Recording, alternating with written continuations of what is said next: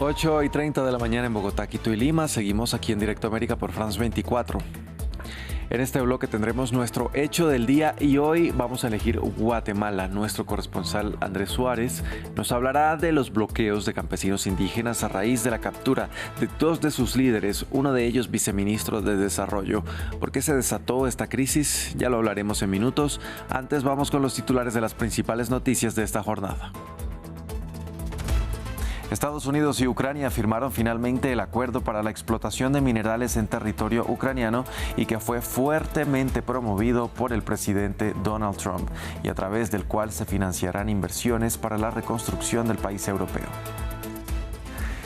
Israel declara el estado de emergencia debido a los incendios que siguen propagándose desde ayer a las afueras de Jerusalén. Aviones cisterna trabajan en la extinción de las llamas mientras el país espera ayuda de Italia y Croacia. Marchas mundiales por el Día Internacional de los Trabajadores. En países como Turquía, Grecia y Corea del Sur ya se registran movilizaciones de las que participan miles de personas, quienes exigen condiciones laborales más sólidas y salarios dignos en medio del alto costo de vida.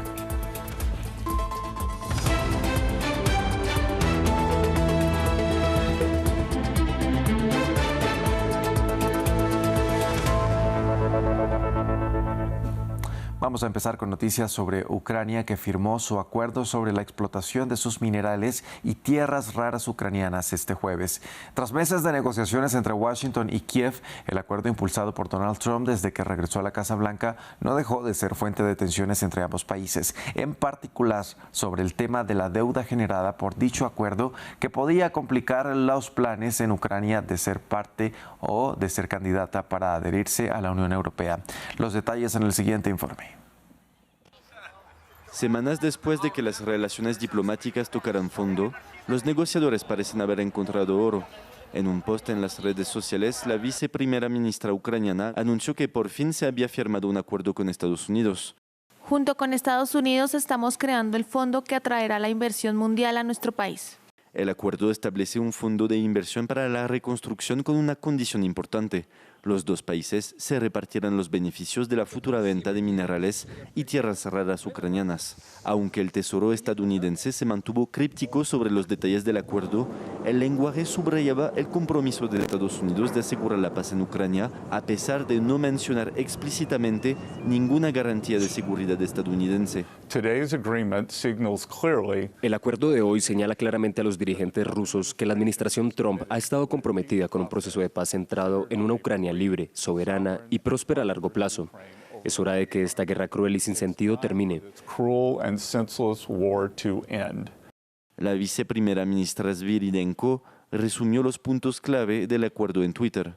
En general, parece un acuerdo más favorable para Ucrania que las últimas propuestas. Sviridenko lo calificó de asociación al 50%. Ucrania no ha renunciado a ninguna soberanía y mantiene la plena propiedad y control sobre sus recursos. Es el Estado ucraniano el que determina dónde y qué extraer. Durante la primera década, todos los beneficios generados por el fondo se reinvertirán en Ucrania. Un aspecto crucial es que el acuerdo no establece ninguna obligación de deuda ucraniana. La deuda había sido uno de los principales puntos de tensión durante las negociaciones. En las primeras fases de las discusiones, muchos temían que el acuerdo perturbara la candidatura de adhesión de Ucrania a la Unión Europea. Mientras tanto, en terreno, Ucrania denunció un ataque con drones rusos en la ciudad de Odessa que dejó 2 personas muertas y 15 heridas. De acuerdo con el gobernador local, la ofensiva causó daños en rascacielos, viviendas particulares y automóviles y además provocó varios incendios. La empresa estatal de ferrocarriles también reportó daños en sus vías. La Fuerza Aérea Ucraniana dijo que había derribado 74 de los 170 drones lanzados a su territorio. El primer ministro de Israel acusó a los palestinos de incitación en medio de la propagación de unos incendios forestales que amenazan con llegar a Jerusalén. El país declaró la emergencia nacional ya que los fuertes vientos y las altas temperaturas alimentan las llamas y dificultan las labores de extinción. Caos en las carreteras. Las llamas obligan a evacuar comunidades cercanas a Jerusalén. La policía cerró la autopista principal que conecta la ciudad con Tel Aviv y los conductores abandonaron sus vehículos sin saber a dónde ir. El miércoles por la mañana se declararon grandes incendios que desde entonces se han extendido. Llegó mucha policía, muchos bomberos, pero en realidad no sirvió de nada. El fuego ya se había apoderado completamente de toda la zona aquí, como puedes ver detrás de mí. La policía nos dijo que diéramos la vuelta y nos fuéramos. Nos dijeron que evacuáramos. La Fuerza Aérea de Israel se ha desplegado en el lugar, uniéndose al ejército y a los equipos de rescate para intentar extinguir las llamas. El primer ministro del país advierte de que las llamas podrían alcanzar la propia ciudad.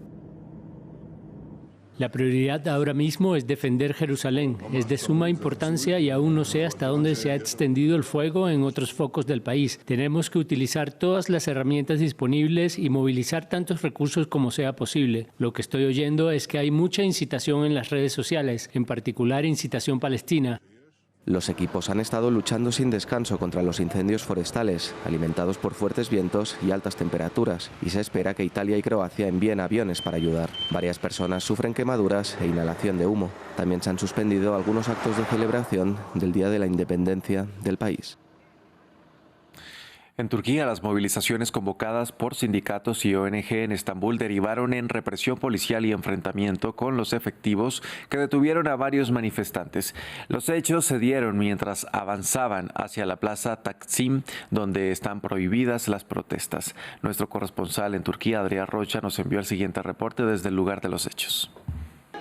A pesar de la prohibición de la manifestación por el 1 de mayo en Estambul, decenas de miles de personas se han reunido aquí para protestar por los derechos de los trabajadores en Turquía, pero también y sobre todo para protestar en contra de la detención hace algo más de un mes del alcalde de Estambul, Ekrem İmamoğlu. La gran protesta turca siempre, cada 1 de mayo, se celebra en la plaza de Taksim, un lugar emblemático donde los trabajadores se protestaban sobre todo en el siglo pasado. Allí han sido detenidas 250 personas en la jornada de hoy que intentaban llegar a esa emblemática plaza en el centro de Estambul para protestar por este precisamente día 1 de mayo. Aquí, sin embargo, la protesta sí que ha sido permitida un poco más alejada, mientras toda Estambul está bloqueada para precisamente evitar este tipo de manifestaciones en lugares emblemáticos. Aquí han estado presentes tanto líderes sindicales de Turquía como los líderes del principal partido de la oposición, en el cual forma parte el alcalde de Estambul, ahora detenido, Ekrem İmamoğlu. İmamoğlu es, según la gran mayoría de los sondeos, el gran favorito para derrotar al actual presidente turco Recep Tayyip Erdogan en unos futuros comicios presidenciales. Recordemos que desde su detención el pasado mes de marzo, Turquía vive una ola de protestas que al principio fue masiva. Luego ha mutado a manifestaciones semanales, no solo en Estambul, sino en todo el país, donde decenas de miles y cientos de miles de turcos protestan en contra de este golpe, en contra de la oposición y por un futuro más democrático en Turquía. Dentro de una semana empezará el cónclave para elegir al nuevo Papa y continúan las apuestas sobre quién será el sucesor de Francisco y sobre todo cuál sería su nacionalidad después de haberse elegido en 2013 al primer Papa latinoamericano. Expertos en el tema creen que los cardenales estadounidenses están en desventaja, ya que una elección de ellos significaría sumarle más poder a esta potencia mundial. En el siguiente informe les contamos. A medida que se acerca el cónclave para elegir al nuevo Papa, surgen preguntas como cuál será la nacionalidad del nuevo pontífice. Desde los medios de comunicación apuestan por varios candidatos, pero ¿podrá ser un estadounidense? Para los expertos, aunque no es imposible, también es improbable. Los candidatos y cardenales estadounidenses entran al cónclave con cierta desventaja. Dado que Estados Unidos es una fuerza global tan importante, creo que muchos se resisten a sumar el poder del papado a su poder mundial. La elección de Francisco en 2013 como el primer papa de América hace pensar que su sucesor también podría estar fuera de Europa. Y además existe la necesidad de que el liderazgo de la Iglesia Católica refleje las realidades demográficas del catolicismo. La Iglesia Católica en el mundo cuenta con aproximadamente 1.400 millones de personas y los católicos estadounidenses solo representan el 6% de ese total. Aún así, nada está dicho, y si los cardenales se inclinaran por un estadounidense, Joseph Tobin sería el más probable. El arzobispo de Newark, Nueva Jersey, tiene experiencia en el servicio al Vaticano y ha ocupado altos cargos dentro de la iglesia de su país, desde donde se ha hecho conocer por su actitud abierta hacia las personas LGBTI. Tobin también ha recibido elogios por su manejo en uno de los escándalos más sonados, las acusaciones de conducta sexual inapropiada contra el destituido cardenal Theodore McCarrick en 2018. La administración de Donald Trump se niega a iniciar acciones diplomáticas con El Salvador para lograr el regreso de Kilmar Abrego García. El ejecutivo aseguró que no se ha contactado con el presidente Nayib Bukele y que no dejará que la rama judicial interfiera en las decisiones de la política exterior del país. Diego Bassani nos trae los detalles. El gobierno de Donald Trump fija su posición con respecto a Kilmar Abrego García. El presidente de Estados Unidos se ha vuelto a pronunciar acerca de la posibilidad de que el ciudadano salvadoreño que fue enviado a una cárcel de su país, a pesar de tener un estatus de suspensión de deportación por una orden federal, regrese a territorio estadounidense. Señor presidente, usted dijo a ABC News que podría recuperar a Abrego García si quisiera. ¿Cree que el presidente Bukele lo rechazaría si le hiciera esta petición? No lo sé, no he hablado con él. Realmente se lo dejo a los abogados y me dejo aconsejar por Pam Bondi y por todo el mundo que está involucrado.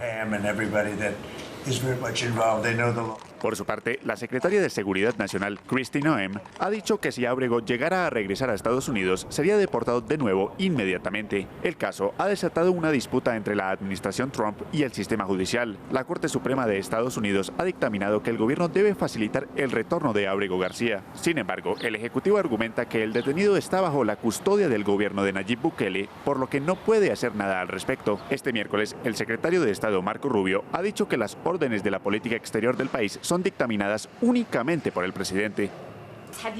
¿Han estado en contacto con El Salvador para la devolución de Abrego García? ¿Se ha hecho una petición formal por parte de esta administración? Bueno, nunca le diría eso. Y sabe también a quién más nunca se lo diría: a un juez, porque la dirección de nuestra política exterior corresponde al presidente y el ejecutivo, y nadie nos obligará a discutirlo. Abrego García permanece en un centro carcelario de El Salvador desde el 15 de marzo. El gobierno estadounidense ha acusado en reiteradas ocasiones al detenido de pertenecer a la pandilla MS-13. Sin embargo, su deportación ha sido catalogada como un error administrativo. La Oficina de Naciones Unidas para la Coordinación de Asuntos Humanitarios emitió un comunicado expresando la preocupación por la deportación de 250 migrantes a El Salvador. Esto fue celebrado por Venezuela, donde continúan los reclamos a Estados Unidos por el paradero de una niña de 2 años que fue separada de sus padres deportados. Ramiro Cuevar Verena nos cuenta más. Preocupación de Naciones Unidas por los deportados a El Salvador. La Oficina para la Coordinación de Asuntos Humanitarios lanzó un comunicado expresando inquietud respecto al envío de migrantes al país centroamericano desde Estados Unidos. Los profesionales citados por la entidad subrayan que los 250 civiles podrían haber sido expulsados de forma ilegal, sin un debido proceso y de manera arbitraria. El deber internacional de no devolución prohíbe deportar a cualquier persona a un lugar donde exista un riesgo sustancial de privación arbitraria de vida, tortura y o tratos o penas crueles, inhumanos o degradantes, desaparición forzada, detención arbitraria, juicio injusto u otros daños irreparables. La agencia asegura que no se contempló si los deportados sufrirían violaciones de sus derechos humanos en El Salvador. Tampoco se habrían tenido en cuenta los derechos a la vida familiar, las mujeres y la niñez. En ese sentido, el fiscal venezolano Tarek William Saab celebró la declaración de la ONU. En tanto, volvió a pedir por la recuperación de Maykelis Espinosa, una niña de 2 años que fue separada de su madre deportada y está en Estados Unidos. Aquí se ha cometido, yo diría, múltiples delitos. En primer lugar, la detención ilegal, tanto de la señora madre de Maykelis como de su padre, en Texas. Luego deportan o trasladan ilegalmente a El Salvador al padre de Maykelis y a su señora madre, y aparece ella entonces, como ya sabemos, deportada a Venezuela, y el padre de Maykelis trasladado ilegalmente a El Salvador. Y la niña, no se sabe su paradero. Desde Caracas denuncian que la niña está secuestrada por Estados Unidos y designaron a 2 fiscales especializados a revisar el caso.